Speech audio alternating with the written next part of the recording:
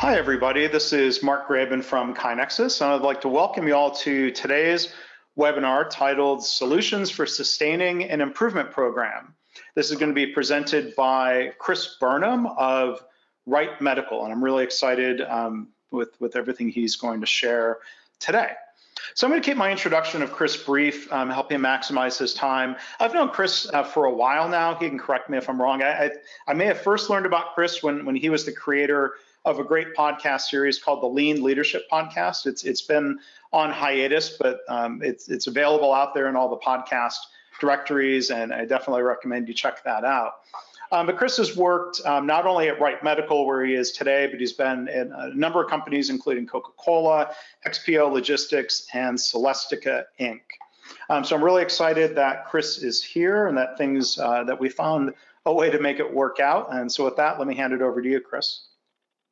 All right. Thanks, Mark. Thank you, everybody. I appreciate you taking time out of your busy schedules to invest in yourself and becoming a better improvement leader or be able to contribute more to the improvement community. Just a little bit about myself. Everybody recognizes that in improvement work, nothing goes as planned. That's probably more evident to me today than anything else, because here I am sitting in the Delta Lounge giving a presentation by telephone instead of in my office as I had planned. But I think today what I want to make sure is that we talk a little bit about improvement, talk about the improvement culture. And most of what we do that's effective is not the scientific side, but it's the soft side or the people side that's important. You can have the best technical skills in the world, but if you can't relate to people, it creates a challenge for you.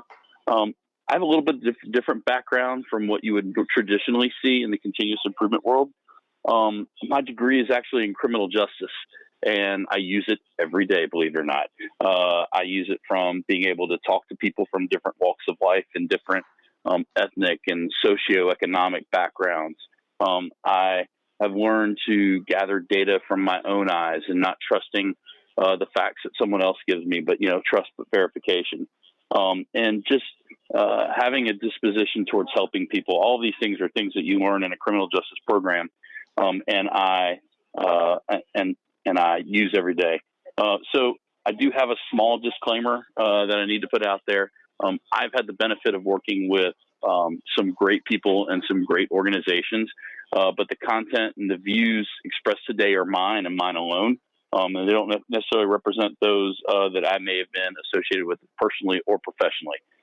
So now that we have that out, there's a slide mark that says about me, and it's got some pretty cool pictures on it. So I am just a little bit about me. I live in Memphis, Tennessee, and I have a great family. I got a beautiful wife, Jennifer, and two kids, one of which is about to start driving here in a little bit. So that will test your patience more than anything else. I'm an avid NBA fan, and the Memphis Grizzlies are kind of my home team here. I'm a dog lover. I've got 3 great dogs here, and that they're the 4-legged children in our home, but they're all rescues. Nobody was bought, nobody was bred. It's a matter of giving dogs a home. We're actually active in the Street Dog Foundation here in Memphis. That's kind of how we give back. If I can be lost for 4 hours or so, you will find me on a pond with a kayak chasing fish. I figured out years ago that if I'm in the woods with a golf club, my blood pressure goes up. If I'm in the woods with a fishing pole, my blood pressure goes down.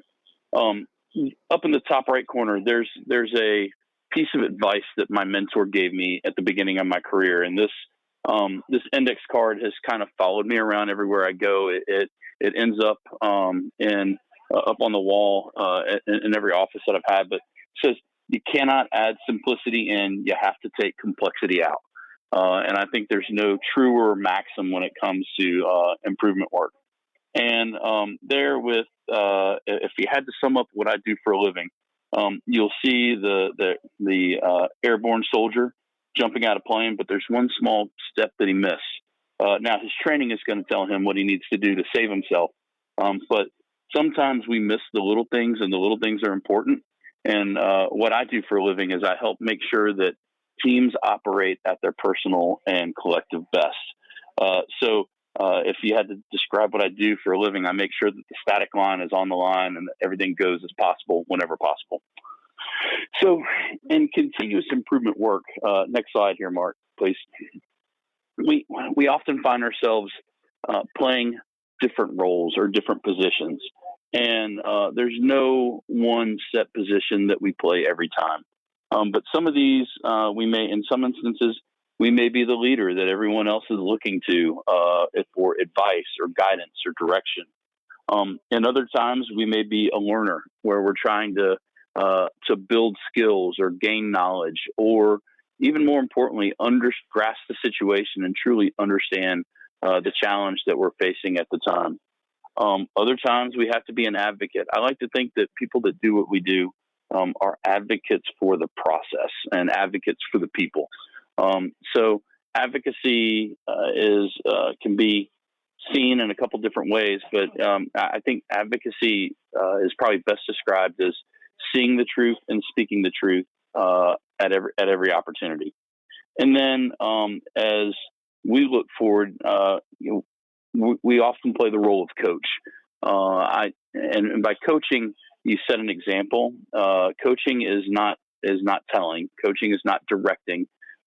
Really good coaching is asking good questions that change the way that people think or change the way that people, the prism through which they view a process. So really the best coaches that I've seen out there that I've had in my life and that I have the benefit of working alongside and networking with they ask really good questions that provoke thought. I recently I was at a conference and a friend of mine were looking at a group of people, and he mentioned, 10 years ago, we were the young guys at these types of conferences. And I said, yeah, I know. He goes, now we're the old guys. But the way that you get old in this business is not by telling more people or stopping in more places. Really, it's by gaining experiences and learning how to ask better and better questions. So the next slide. I think one of the things we have to establish up front is realizing that we serve different constituents from a continuous improvement standpoint. If you are a representative or a leader of a continuous improvement program, you are, for lack of a better term, an advocate and an ambassador for your companies or your organization's change culture. And being able to quickly and comfortably talk to people from all different venues is something that's important with this. And serving that culture, you need to understand the environment. And I think Rich Sheridan, who wrote Joy Inc., he probably summed this up best in a talk that he gave. But he says, essentially we're all climate control devices or HVAC units, and we have to pump out fear, filter out ambiguity, and pump back in safety and comfort so that people feel comfortable sharing. You may have to do that with somebody that's working on the front line that's closest to the work. You may have to do that with a boardroom with executives, with people that maybe they don't understand improvement in a sense, in its deepest sense. So you have to kind of play the role of learner learning what's important to them, but also advocate and trying to demonstrate the values and the things that are important to them and the behaviors from a culture standpoint.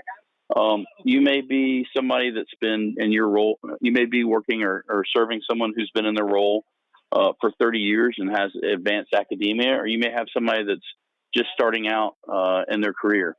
But I also think it's important that we remember that every bit of improvement begins and ends with the customer.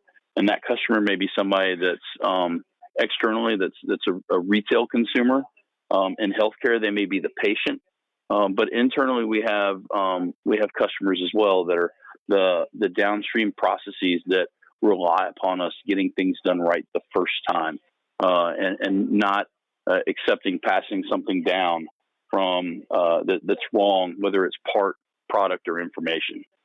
So today, I want to kind of share with you some of the experiences that I've had as far as some pitfalls that can put your continuous improvement program at risk, These are the types of things that it's a lot like. Oftentimes, it's not a big meteor that hits you; it's a small splinter that you leave unattended, and it becomes infected and festers, and then everyone else is afraid to get a splinter, and you end up having to do more work than you need to. So, think in terms of managing those splinters is making sure that you're tending to problems when they happen. And here are a couple common ones that have stuck out. I'm going to share with you my experiences that have helped me and benefit. I want to point out I'm not perfect. I still face challenges every day, and I'm learning just like you are. But I wanted to share some of my experiences with you to kind of help inform some of the choices and things that you do in the future. So the first slide there is around poor communication. And Karen Martin, in her book, The Outstanding Organization, which is a great book, by the way, it talks about lack of clarity and how that breeds chaos and confusion. And oftentimes, lack of clarity doesn't show itself or manifest itself as, something that's completely wrong. It's usually just a small detail that's missing or a small detail that's not completely understood. Or you walk away from something and there's still a cloud of ambiguity around what's supposed to happen out next. You hear the term, somebody needs to take care of this problem. Well, somebody doesn't work here. If you see it, you own it until you pass it to somebody that can take it from you. But I think also the biggest challenge is failure to understand or properly grasp the current situation. So there's some things that you can do that are fairly easy in regards to this that will help you mitigate the confusion sometimes. I think you need to practice asking better open-ended questions. What I would suggest with this is find a partner, find somebody that you can trust, and just practice asking good questions and give real and honest feedback. I think open-ended questions provoke thought, but if you give simple yes or no questions, it's like taking multiple choice tests. You're not demonstrating any long-term knowledge, and you're not provoking any thought. You're just provoking, do I choose left or right, A or B, or yes or no? I would also suggest documenting tasks using a clearly defined system. However you choose to do that, whether it's using a wiki, if in some cases I've seen, if it's using documenting an email with OneNote, with meeting notes, and after every note. Also, I would make sure to summarize things via email.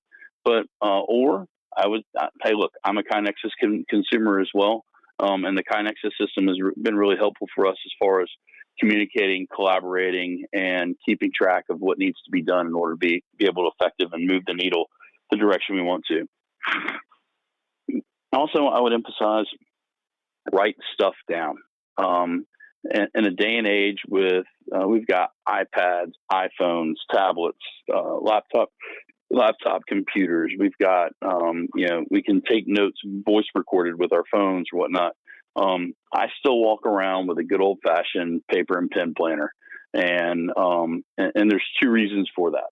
The first one is it's a system that works for me. It's easy to take out in different environments, whether I am in a manufacturing environment or an office environment. I'm not limited to technology, but I also think there's a deeper connection to when we pick up a piece of paper and a pen and we put the pen to paper and apply our ideas. The other thing is that when you're talking to somebody and they bring something up to you and you stop to take a moment to write it down, you're certifying that what's important to them is important to you. And so that unspoken behavior of writing that out when they're right in front of you is powerful. Repeat back for confirmation. We all learn this along the way when we're learning about feedback, but somehow we skip over it or gloss over it. So a simple way to do this is just repeating back. So you'd say, Mark, just so I understand what you're saying, so I'm clear and I understand. You indicated that we were going to have to do the podcast or the webinar a little bit differently today because the situation is beyond your control. Is that right? And just that simple confirmation will, it demonstrates back to Mark that I'm listening, but it also crystallizes and clarifies the idea in your mind The other thing is assume there is no agreement until agreement is confirmed. And this is another thing. It may seem small, but if you miss it, it hurts. And it can actually impede the progress there. And just confirmation. Hey, I want to make sure we have agreement on this. These are the things that these folks are going to do, or this is the next step, or this is what we've agreed to take on. And just get that verbal confirmation from folks around the room. And the last thing, I alluded to this a little bit in my introduction with my criminal justice background, but don't get information filtered from someone else. Whenever possible, get the information straight from who provided it. Because of the pace that we work at in the world today, and we're moving so quickly, and we try to convince. Every day we see people throughout the globe that try to take complex thoughts and distill them down to 140 characters. Don't allow that to creep into your improvement program. Make sure that you're getting accurate information from the source from that standpoint. So that covers communication. The next step is not using metrics and process behavior charts. And the challenge here is that an absence of clear measurements and targets that define success can actually have you kind of running around. It's kind of like going on a journey without a map. You don't know which direction is the direction that you should be heading. But the other piece here is making sure that teaching data-driven decision-making. So you want to be able to tie the things that you do and the experiments that you run to the metric so that you can understand how its effect is on the metric. And so what I found is you want to be clear about what the targets are. Write them down. Be clear about what your challenge is. Use the right chart for the right measurement. There's a great book out there for folks. It's called The Back of the Napkin by Dan Rome.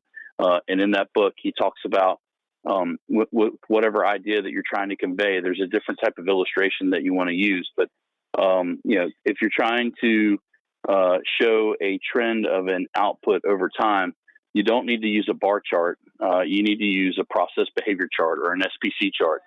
And I found that in my personal experience, that when you do that, it breeds thinking. Now, when something is outside of a limit, you can ask a question that challenges it and says, "Hey, why? What happened here? What do we understand? Do we have an assignable cause for what happened here?" I've also seen teams that now that they're using them, the dialogue is better between the team because they'll say, "Hey, look, we have 4 process points in a row that are consecutive that are closer to a limit than closer to the average. What's happening here? Let's go see. Let's go learn." So with that, you're creating an environment where targets are visible and people are learning. I'll also tell you that by posting your metrics, you increase the general level of knowledge of everybody in the area. And times where work gets interrupted with having to give status reports, now you can just simply point them to the chart, and the metrics that are there that are important are clearly visible. So I'm not the metric and process the metric and measures of success expert on the call today. That's my co-host. But I would tell you that you want to make sure that when you put metrics out there, don't get caught in vanity metrics.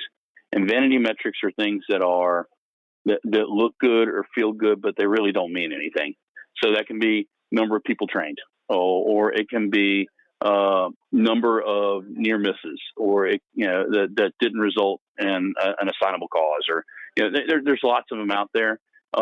Usually you can spot a vanity metric because you can't make a decision based upon what you see, and there's not a clear target as well. And so in the next chart, you see I've got an example of an SBC chart here, and you've got an upper control limit and a lower control limit and an average limit, and that thinker is the person who we serve. And we want to be able to ask what happened here, what changed, what's different here, because when you understand that, you get better process knowledge, gives you better process control, and that's why they call it statistical process control. The next problem that we have is next slide please, is not locking in improvements with training. So the problem here is typically you have an improvement and it's realized, but you don't retrain everyone to the new standard and performance degrades. I think the easiest way to describe this is to call, it's entropy. And entropy is the natural state of processes to degrade into chaos. And that's what happens when you don't seal in the new standard, when you don't confirm and make sure and I guess put your new improvements in a state where they're concrete for the next improvement to build off of. All right. So I know this sounds rudimentary and basic, but a lot of us fail to do this. Is document the new standard. TWI does a great job with job instruction and how we break down the job, the essential elements, but then looking at the job methods process of challenging each step that's broken with job methods. It's who's the best person to do this? When is this the best time to do this? Who is most qualified? Where should this work be done? When should this work be done? And sometimes it may seem like a little bit of overkill, but one of two things is going to happen when you break your elements down like that. You're either going to confirm that they're in the right place, or you're going to unlock an opportunity to move them to a better place. And with improvement work, everybody on this call knows it's not about perfect. It's about better, right? We just want to get better every day. So the other thing you want to make sure is when you do new training is confirm that the teacher has taught and the learner has learned. I'm the son of a former professor of vascular surgery, and the way that he taught was with data. Everybody has to have data.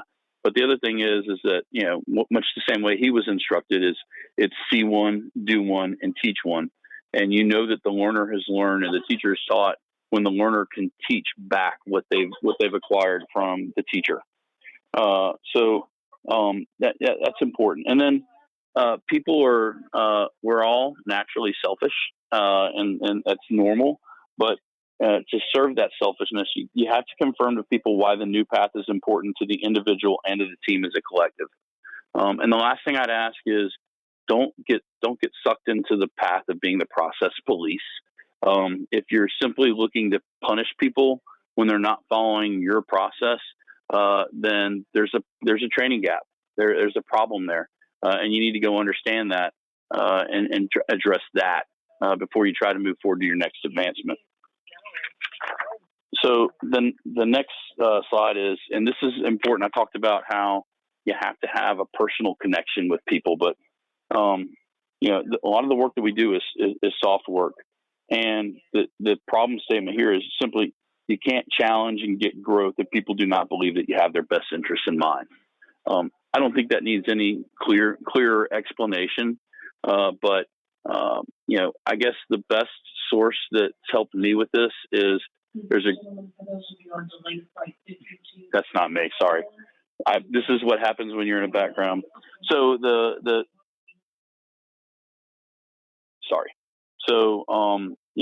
challenge here is that the best resource I've had is Kim Scott. She wrote a book called Radical Candor. And in that, Kim has worked for Sheryl Sandberg at Facebook, and she's worked at a couple different tech companies that you would benefit from. And in her book, she doesn't just tell you how to act or how to build out this framework, but she's built a framework that helps understand that based on her failures and her successes, that the framework is simple. You have to have a high level of care personally in order to be effective with a high level of challenge directly. All right. So, if you don't care about people personally and you challenge directly, then it just comes off as obnoxious aggression. All right. So, the degree in which you can be effective from challenging is directly tied to how tight your personal connection is to the people that you mean.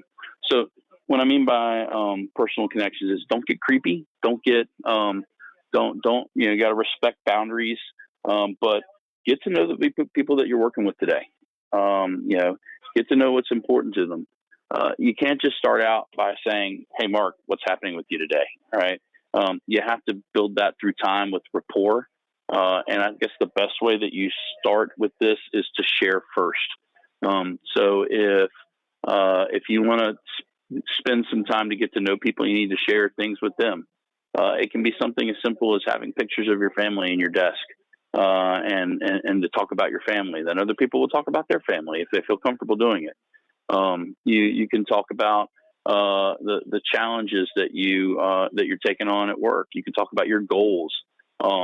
There's a great book, that John Dewar wrote out there. That's I won't say it's Measures That Matter, but in it he talks about objectives.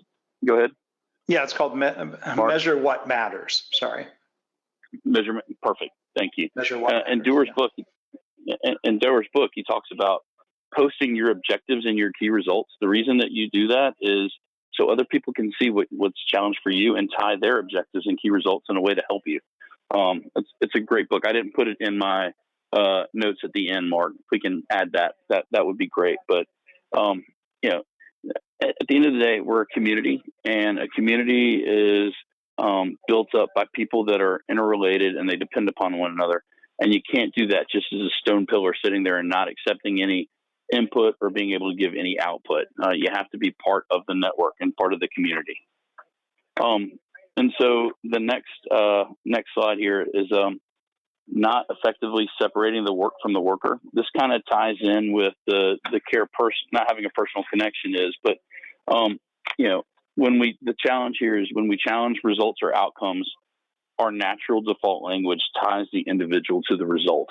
And sometimes we do it without meaning to. Sometimes it's unintentional, but it's the type of thing that if you allow it to happen, it can absolutely sabotage any level of personal connection that you have with people. And it can also set your improvement program back. So you need to be intentional about the words you use. Guys, you want to practice the presentations you give, and you want to practice the language that you use, and have somebody that can act as a second coach that observes you when you're giving these presentations, or somebody that can give you feedback and say, hey, you want to use this word instead of this word, or, hey, I thought when you did this, it was a little gray as far as getting into tying the person to the result. You may want to go back and clean that up with a private conversation. But some simple, easy ways is you want to tie results, talk to the results charts or outcome together with people. That's what I love about whenever you put a chart up or a value stream map or a process flow diagram, and you're solving a problem. Naturally, your body language as you get side by side with that person and you're looking at the problem together versus sitting across the table from them, and it's directly, hey, Mark, I'm challenging you, not your idea. But you want to make sure that you challenge the process and not the person. I think everybody at this point has heard the maxim, easy on the people, hard on the process, and no truer words have been spoken. But also, make sure that you speak in a language of empowerment. Make sure that you speak in a language that encourages people. Go out of your way to recognize someone whenever you have an opportunity, and that will help out a lot. If you have a high personal connection with somebody, then you can challenge more aggressively and more directly. And so this isn't something easy to learn. It takes some time, it takes some effort, but this is one of those things you want to pay attention to. So the next countermeasure or the next challenge we want to face is failure to make results visible. And the problem is people are often not aware of what improvement teams are doing to solve problems. And again, back to the sense of community. If people aren't aware, they can't contribute, and they can't challenge, and they can't improve. So what I would suggest is make the problems that you're working on visible. I think storyboards, huddles, charts with putting those in a place that they're visible, it certifies that they're important, and it also it invites feedback and invitation. You want to celebrate success when it's important. That's one of the first things that is in the TWI and job relations. It's celebrate and give praise at the right time, and you want to be intentional about giving praise. I'll tell you, Mark and I were actually talking about this before the webinar, but in terms of giving praise, make it a point in every interaction that you have to demonstrate, in a visible way through word or action, that you appreciate the contributions of somebody in that area. You want to be an ambassador of joy. You need to make sure that you give somebody kudos every chance you get, and anywhere you're at. And it's contagious. When you do it, other people will see it and they'll do it too. You want to keep the main thing, and that's what happens when you have results visible. And people can't get distracted into the small subset of a small problem that doesn't really affect everyone. And so when you have metrics that matter and measures of success in a visible way, you're able to point back to that and ask, okay, what you're proposing, how does this affect what we've said is important to the group? And so that helps. That what it does is it helps you keep the main thing in front of the eyes that matter most. For KaiNexus users, I have found that building dashboards for leaders in their organizations and making the results that matter visible on a dashboard, and then setting up a email subscription that emails it to them once a week or at whatever frequency they want it based, it can drive engagement. And by making your results visible and making the problems that you're working on visible, you will get a lot more support that comes out of that. So, and I guess to bring it all to closure here, the next slide, it says improvement should be about engagement, and the results are a natural byproduct. So what I mean by engagement is, again, with the sense of community, when you're building a continuous improvement program, it's not a bunch of projects. It's not a bunch of tasks. It's not a bunch of metrics. It's a bunch of individuals that have free and creative thought and differing views and opinions and different ways to see the world. And the collection of that manifests itself in the culture that you build from a continuous improvement standpoint. So the people are the roots. The people are what builds your program, grows your program, sustains your program, protects your program. And so if you focus on engagement with those people in a positive way, and you're teaching, learning, growing, and you're making sure that, at the beginning of the slide, I had those 4 different roles that you play at different times, whether you're a coach or a leader or a learner or an advocate. If you focus on making sure that you're in the right role at the right time in the right place, the results are a natural byproduct. And a group, consulting group I saw recently, one of their maxims is if you focus on the people, the numbers will come. But if you focus on the numbers, the people will go. So that's it in a nutshell. I apologize for not being in a position where I could take a lot of questions from a phone standpoint because of unplanned work travel. But if you have a question, or if you have a comment, or if you have an experience that you think can benefit the group, I would ask that you share it. And Mark will talk a little bit about that. Mark, is there anything that you think I need to clean up, or any points you want me to expand upon in the next minute or so? I think you need to make your flight. So thank you for making this happen today, even though the circumstances for you weren't ideal. I appreciate you sharing some of your thoughts and reflections and experiences. So we'll figure out how to do the follow-up Q&A. So let me know when you have some time, Chris. We'll share that with everybody via email. So if you want to drop off, I'm going to make a few announcements. Okay. Just the last thing I want to say is thank you. The improvement, continuous improvement community really is a community, and it's built up of people by you and that are on this call, and the people that we work with. And I'm grateful to be able to be a part of this community. I'm grateful for everything that folks here have given me, and I'm grateful for the opportunity to give back. So thank you. And with that, I'm going to drop off. All right. Thank you, Chris. And he also provided a list of resources and books that he mentioned during the talk here. John Doerr, Doerr, his book, Measure What Matters, is a really interesting read as well. So just want to make a few announcements, and again, thank everybody for being here. Future webinars. If you are a KaiNexus customer, the next KaiNexus training team office hours is coming up on June 20th. And the next presentation style webinar that is open to all is going to be presented on July 18th. It's going to be presented by Nick Shonsky. He's a continuous improvement specialist at the Standard Group, and his talk is going to be titled something like Capturing and Managing Improvement Opportunities. Nick, like Chris, both of their organizations are KaiNexus customers, and Nick is going to share not just about how they use KaiNexus, but how they engage people in improvement and how important that is. I want to invite you also to check out our on-demand webinar library. You can find that. There's a link on our website, kainexus.com/webinars.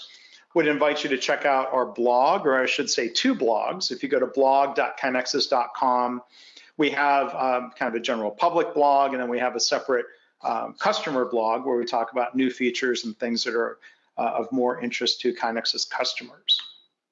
We also have a podcast. We will publish the audio of Chris's webinar today and the follow-up Q&A in the podcast feed. So if you're a podcast listener and you want to make sure you don't miss out on the Q&A, you can subscribe to the podcast in all of kind of the usual places. And if you have other questions, Chris mentioned before we started the webinar, if people want to email him, you can do that. His email address is here on screen, his personal email.